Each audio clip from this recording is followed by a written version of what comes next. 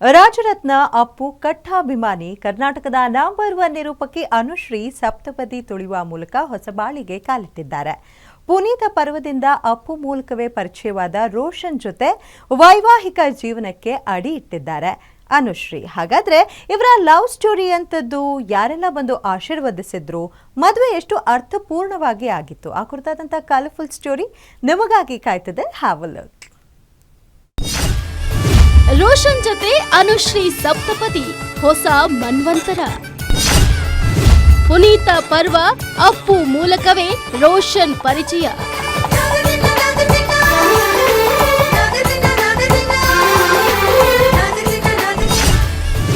ಮಂತ್ರ ಮಾಂಗಲ್ಯದ ಕನಸು, ಸರಳ ಕಲ್ಯಾಣ ಮೂಲಕ ನನಸು.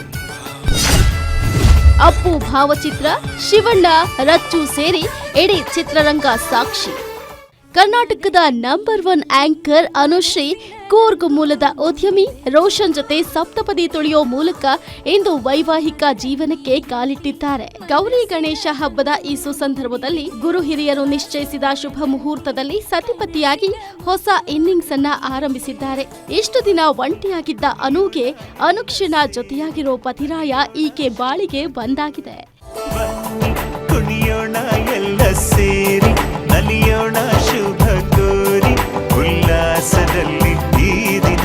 ಬೆಂಗಳೂರಿನ ಹೊರವಲಯದಲ್ಲಿರುವ ಖಾಸಗಿ ರೆಸಾರ್ಟ್ ಒಂದರಲ್ಲಿ ಇಂದು ಬೆಳಿಗ್ಗೆ 10:56ಕ್ಕೆ ಮಾಂಗಲ್ಯ ಧಾರಣೆ ನಡೆದಿದ್ದು ಅನುಶ್ರೀ ಮಹಾಲಕ್ಷ್ಮಿಯಂತೆ ಕಂಗೊಳಿಸುತ್ತಿದ್ರು.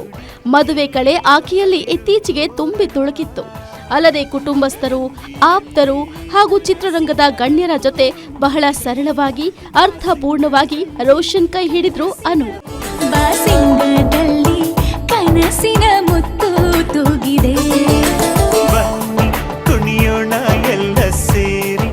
ಮಂತ್ರ ಮಾಂಗಲ್ಯ ಆಗಬೇಕು ಅನ್ಕೊಂಡಿದ್ದ ಅನುಶ್ರೀ ಕೊನೆಗೆ ರೋಷನ್ಗಾಗಿ ಸರಳ ವಿವಾಹಕ್ಕೆ ಅಣಿಯಾಗಿದ್ದಾರೆ. ಅಂದಹಾಗೆ Rajaratna Appu dye hard fan ಆಗಿರೋ ಅನುಶ್ರೀ ಅಪ್ಪು ಭಾವಚಿತ್ರ ಇಟ್ಕೊಂಡೇ ಮದುವೆ ಆಗಿರೋದು ಇಂಟ್ರೆಸ್ಟಿಂಗ್. ಅಲ್ಲದೆ ರೋಷನ್ ಸಿಗೋಕೆ ಕಾರಣ ಕೂಡ ಅಪ್ಪು ಅನ್ನೋದು ಮತ್ತೊಂದು ಹೈಲೈಟ್. ಹೌದು, ಮದುವೆ ಬಳಿಕ ಮೊದಲ ಬಾರಿಗೆ ಪತಿ ರೋಷನ್ ಜೊತೆ ಕೂಡಿ ಮಾತನಾಡಿದ ಅನುಶ್ರೀ ಪುನೀತ ಪರ್ವದಲ್ಲಿ ಇವರು ಪರಿಚಯವಾದ್ರು. ಸ್ನೇಹವಾಯಿತು, ಪ್ರೇಮಾಂಕುರಿಸಿತು, ಮನೆಯಲ್ಲಿ ಹೇಳಿ ಮನದನ್ನೆಯಾದೆ ಅಂತ ತಮ್ಮ ಲವ್ ಸ್ಟೋರಿಯನ್ನ ಬೆಚ್ಚಿಟ್ಟಿದ್ದಾರೆ.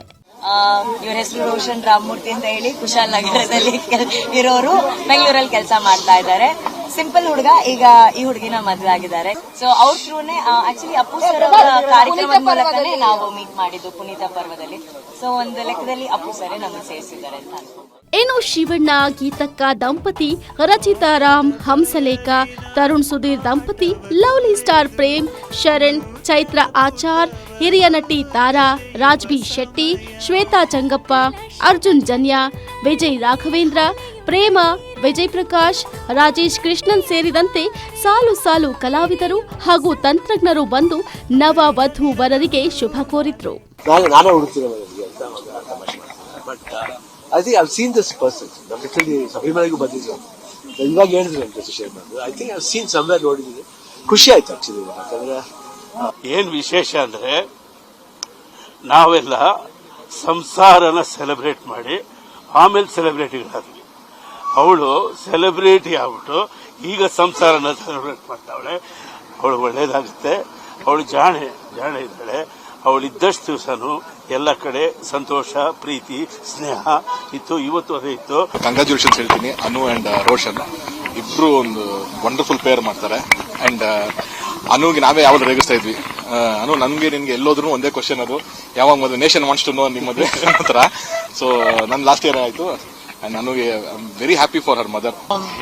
ಮದುವೆ ಅನ್ನೋದು ಒಂದು ನಮ್ಮ ಜೀವನದಲ್ಲಿ ಒಂದು ಕಾಲಘಟ್ಟ, ಅದೊಂದು ಆಗ್ಬೇಕಾಗಿತ್ತು. ಅದು ತಡವಾಯ್ತು ನೀವು ಹೇಳಿದಾಗೆ. ಬಟ್ ಒಳ್ಳೆ ಹುಡುಗ, ಚೆನ್ನಾಗಿ ಶಾಸ್ತ್ರೋತ್ವಾಗಿ ಮದುವೆ ಆದ್ರು. ಎಲ್ಲೇ ಇದ್ರು ಮದುವೆ ಬರ್ಲೇಬೇಕು ಅಂತ ಓಡ್ ಬಂದಿರೋದು. ಖುಷಿ ಆಯ್ತು. I will congratulate both of them. ಖುಷಿಯಾಗಿ ಜೀವನ ಪೂರ್ತಿ ಚೆನ್ನಾಗಿರ್ಲಿ ಅಂತ ಆಶಿಸ್ತೇನೆ. ಒಟ್ಟಾರೆ ಅನುಶ್ರೀಗೆ ಇಡೀ ಚಿತ್ರರಂಗದ ನಂಟಿದೆ. ಎಲ್ಲರ ಜೊತೆಗೆ ಉತ್ತಮ ಬಾಂಧವ್ಯವಿದೆ. ಒಡನಾಟ ಇರೋ ಅನುಶ್ರೀಗೆ ಸಿನಿಮಾ ರಂಗದ ಬಹುತೇಕ ಮಂದಿ ಗಣ್ಯರು ಬಂದು ಹರಸಿ ಹಾರೈಸಿದ್ರು. ಆದರೆ ರಾಜ್ಯದ ಮೂಲೆ ಮೂಲೆಗಳಿಂದ ಬಂದಿದ್ದಂತಹ ಒಂದಷ್ಟು ಮಂದಿ ಅನುಶ್ರೀ ಫ್ಯಾನ್ಸ್ಗೆ ಕಲ್ಯಾಣ ಮಂಟಪದ ಬಳಿ ಬಿಡಲಿಲ್ಲ ಅನ್ನೋ ಕೊರಗಿತ್ತು. ಅಭಿಮಾನಿಗಳು ಕೊಂಚ ಬೇಸರ ವ್ಯಕ್ತಪಡಿಸಿದ್ರು. ಆದ್ರೂ ಅನುಶ್ರೀ ರೋಷನ್ ಕಲ್ಯಾಣ ಮಾತ್ರ ಅರ್ಥಪೂರ್ಣ ಎನಿಸಿತು. Happy married life Anushree. Beeraganahalli Lakshminarayan, film bureau head, guarantee news. ಮದರಂಗಿಯಲ್ಲಿ ಮನಸ್ಸಿನ ರಂಗ